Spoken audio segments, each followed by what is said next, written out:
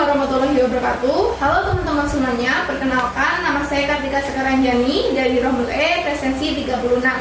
Kali ini saya akan memaparkan materi mata kuliah Psikologi Perkembangan yang diampu oleh Ibu Sri Samiasi MKes untuk memenuhi tugas ujian tengah semester.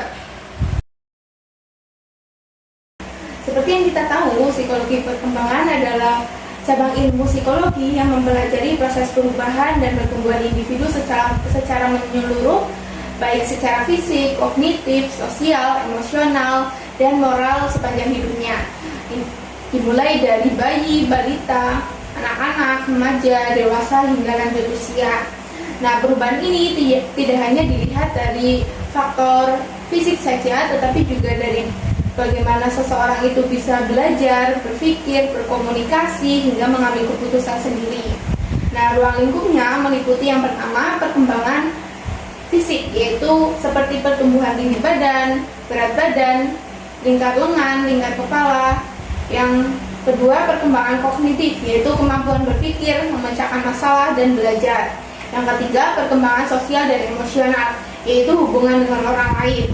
Yang keempat adalah perkembangan moral, seperti nilai-nilai, norma, dan etika. Yang kelima adalah perkembangan bahasa, yaitu kemampuan berbahasa secara lisan maupun tulisan. Nah, faedah mempelajari psikologi perkembangan. Yang pertama, memahami bagaimana anak berkembang secara alami setiap masa atau setiap fase umurnya.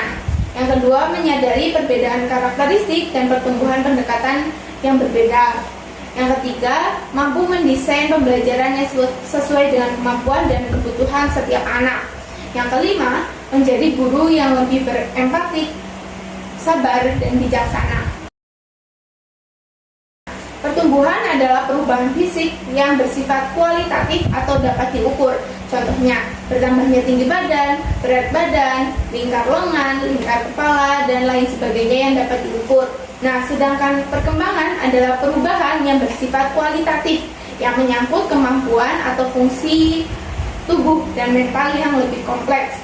Contohnya, anak mulai bisa membaca, menulis, dan mengontrol emosinya. Nah, setiap tahap memiliki karakteristik, tugas, dan kebutuhannya sendiri. Antara lain ada yang pertama, masa prenatal atau sebelum lahir. Nah, pada periode ini menentukan perkembangan awal anak. Nah, yang kedua, masa bayi atau balita, yaitu kisaran umur 0 sampai 2 tahun, di mana masa ini adalah masa pertumbuhan cepat dan perkembangan sensor motor.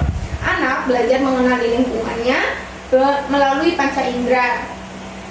Yang ketiga adalah masa anak-anak awal, kisaran umur 2 sampai 6 tahun, di mana anak-anak mulai berkembang kemampuan motorik kasar dan halus, lalu berkembang bahasanya dan dapat berimajinasi. Yang keempat, masa anak-anak tengah, kisaran umur 6 sampai 12 tahun. Nah, masa usia ini adalah masa memasuki sekolah dasar. Nah, anak mulai berpikir logis dan membentuk konsep sosial yang lebih kompleks. Masa kelima adalah masa remaja, kisaran usia 12 sampai 18 tahun, di mana masa ini anak remaja mulai mencari identitas dirinya dan mengontrol emosinya sendiri. Nah, yang terakhir adalah masa dewasa hingga lanjut usia, di mana masa ini adalah masa untuk mempersiapkan masa depan, fokus kepada karir, kepada keluarga, dan kebutuhan-kebutuhan untuk masa tuanya nanti. Kecerdasan sendiri adalah kemampuan individu dalam memahami informasi, menyelesaikan masalah, beradaptasi dengan lingkungan, serta belajar dari pengalaman. Dulu, kecerdasan diukur berdasarkan IQ atau kemampuan akademik.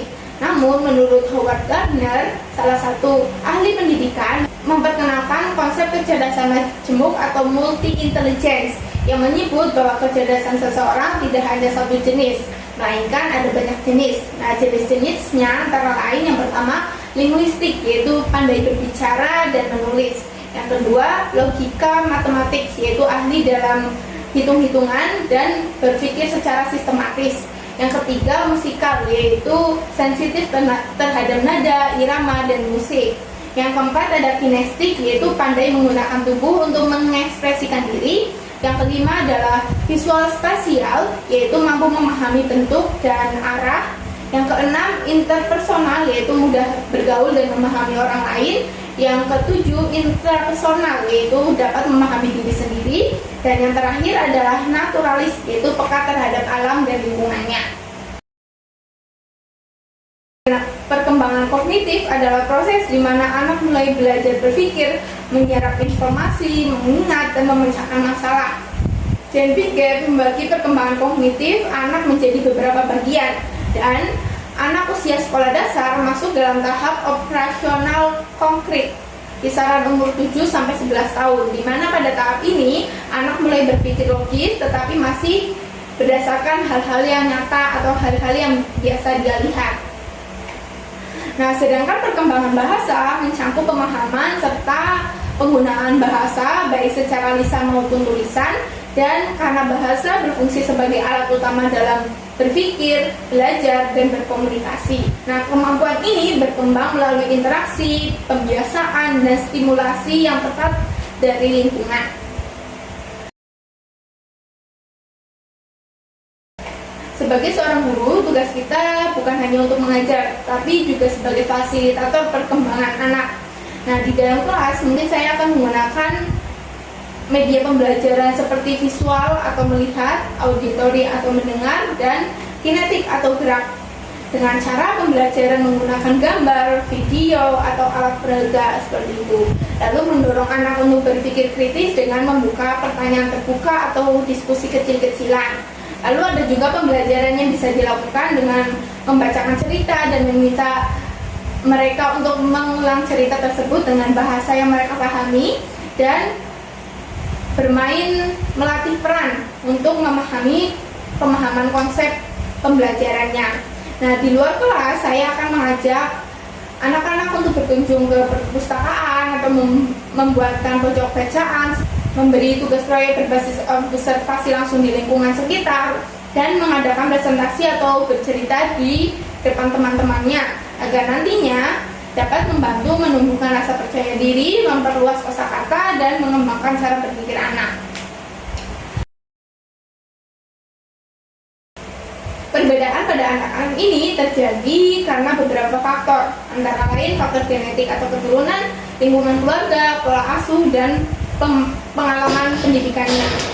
Sikap yang saya ambil sebagai seorang guru nantinya, yang pasti tidak membeda-bedakan setiap anak, yang menghargai setiap perbedaan dan keunikan setiap anak ya. Yang ketiga, menerapkan pembelajaran dengan menyesuaikan metode kemampuan dan gaya belajar anak. Dan yang terakhir, memberikan motivasi dan penguatan positif, terutama pada anak yang masih berkembang. Terima kasih, sekian pemaparan materi dari saya. Wassalamualaikum warahmatullahi wabarakatuh.